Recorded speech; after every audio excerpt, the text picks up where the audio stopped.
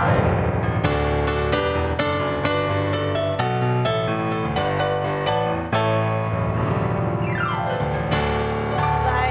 kita masih bersama dengan Eyang Titi, ada Alia dan juga Syahnas gitu ya. Ini ada artikel wajah Titi Puspa terpampang di Times Square ini ya, dari Spotify gitu ya. Ini Iya. sebagai bentuk apresiasi penghargaan setelah Ya saya sendiri nggak tahu tuh, tahu-tahu ada itu Musika kali ini, Musika yang ngirim ya kali ya. Mungkin ya, ya. Ya kayaknya sih dengernya sih Musika memang. Cuman Musika sendiri nggak ngomong ke saya.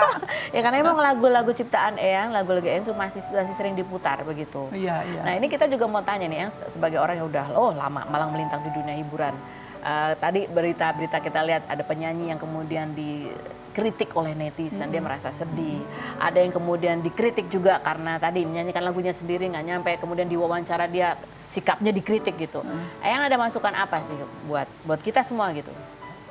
Untuk Anda semuanya ya, kesayangan Eyang, kebanggaan Eyang. Eyang bangga sekali Indonesia sekarang mempunyai, aku mau nangis, mempunyai para seniman seniwati yang luar biasa. Saya sampai ngiri, kenapa dia baru sebentar sudah bisa beng. Saya itu dari kiplik. Memang keadaan dulu sama sekarang lain. Iya. Ya, untung saya sudah diajarkan untuk nerimo, untuk sabar. Nah, sekarang saya kalau dengar ada menit diomongin gitu marah. Please, jangan gampang marah, lekas tua. Kalau tua tuh kayak ini nih lihatnya. Melambai-lambai, pipi di pantai. Gitu. Gak apa-apa, emang sudah harus melambai-lambai. Jadi nggak usah dipikirin saya harus tetap menjadi indelebedebedebay. Nggak perlu. Jadi apa yang ada, kerjakan dengan sebaik-baik Tuhan.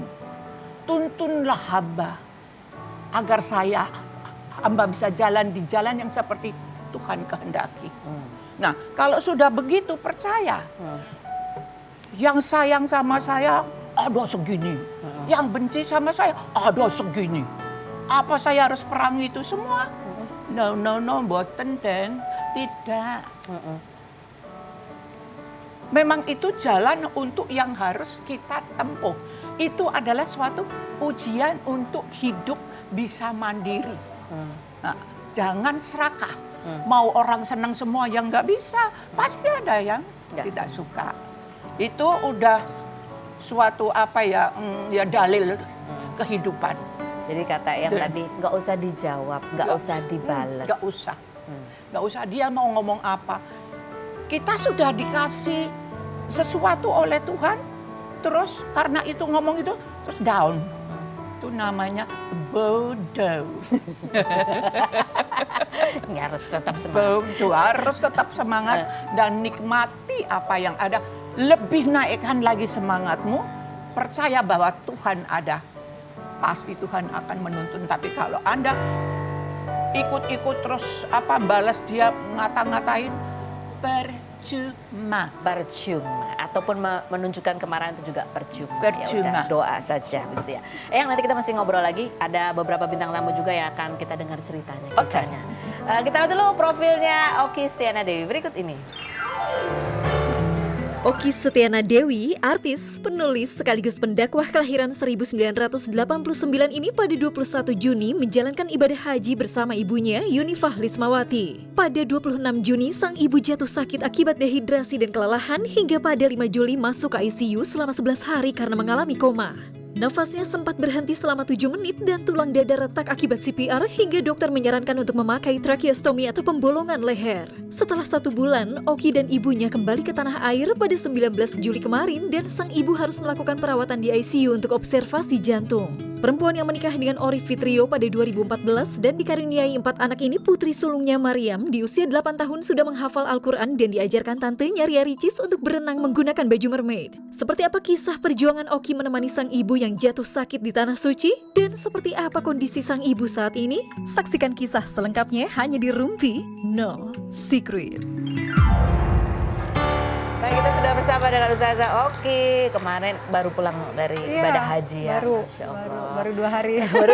baru dua hari. Tapi dari perjalanan itu Ustazah Oki tetap membagikan kisah juga ya, minta doa juga gitu. Betul. Karena pada saat hari kelima gitu, ibu jatuh sakit. Jadi di rumah jadi begini, saya pergi haji bersama dengan ibu dan suami. Ibu dalam keadaan yang stabil sebetulnya, walaupun ibu sudah belasan tahun yang lalu Allah berikan autoimun. Tapi beliau dalam keadaan yang stabil ketika berangkat haji. Tapi Masya Allah memang haji itu luar biasa dahsyat dengan panas yang sangat luar biasa, mungkin sekitar 45 sampai 47 derajat panas sekali. Ibu sempat dilarikan ke rumah sakit selama 5 hari karena dehidrasi, panas, nggak makan, nggak tidur, nggak minum. Namun setelah itu membaik. Namun yang ingin Oki ceritakan adalah betapa banyak keajaiban yang Allah berikan, karena ketika ibu dirawat pertama kali di kota Mekah selama 5 hari, dokter mengatakan ibu kamu mustahil untuk wukuf Arafah. Sementara haji itu puncaknya adalah wukuf di Arafah itu. Namun keajaiban Allah yang pertama Allah berikan pada keluarga Oki adalah di detik-detik terakhir dokter mengatakan, Masya Allah, ajaib, ibu kamu sepertinya keadaannya stabil sehingga bisa wukuf Arafah.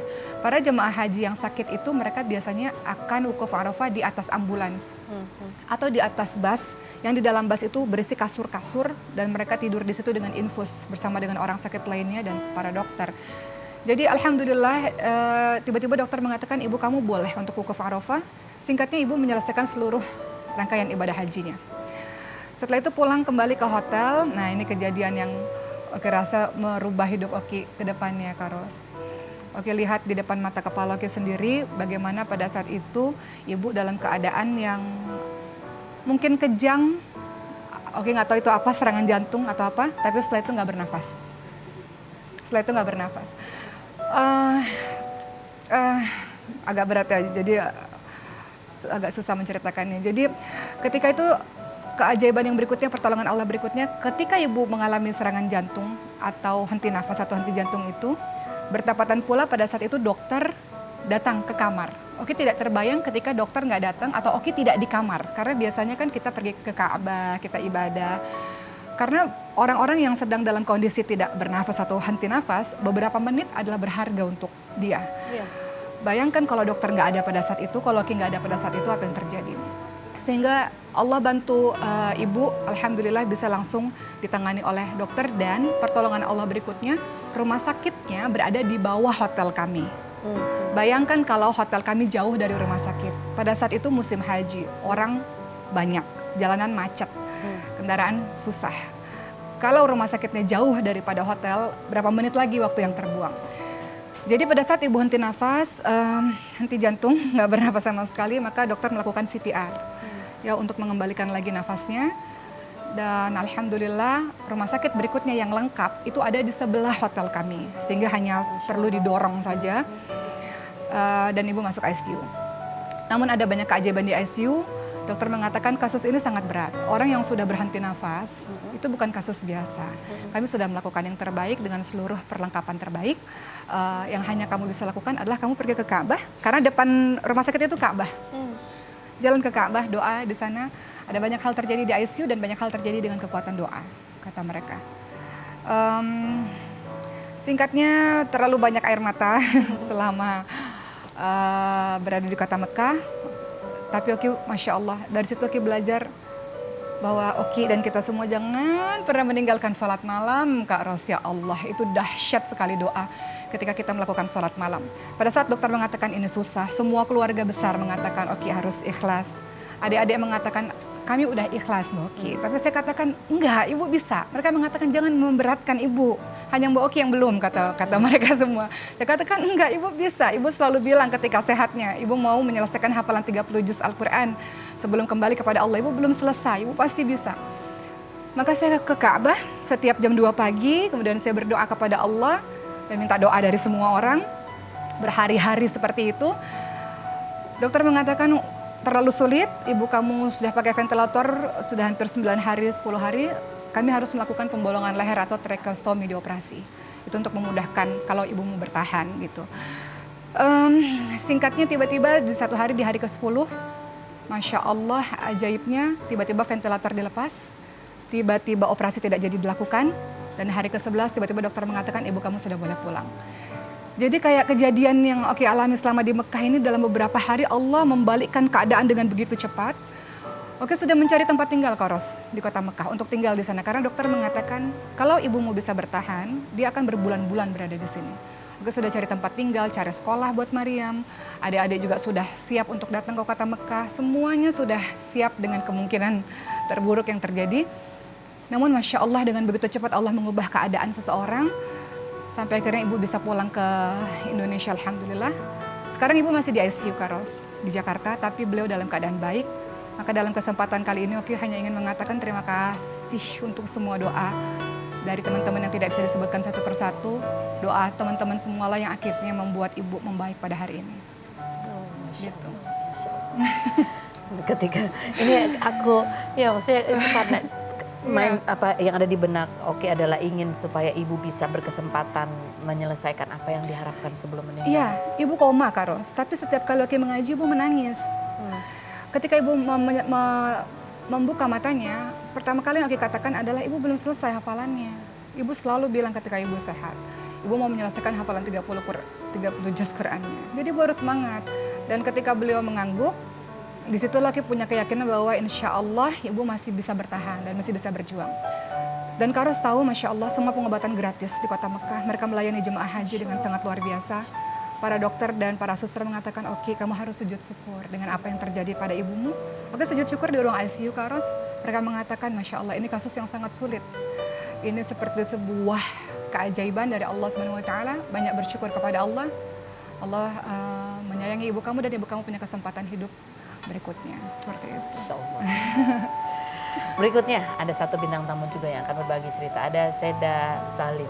Ya, dia membagikan kisahnya, melaporkan kemarin perlakuan KDRT dari suaminya, dan ini adalah perilaku KDRT yang dialami di 2 pernikahannya, begitu ya. Bagaimana dia melewati, menguatkan diri untuk bisa melalui cobaan ini. Kita lihat profilnya berikut ini.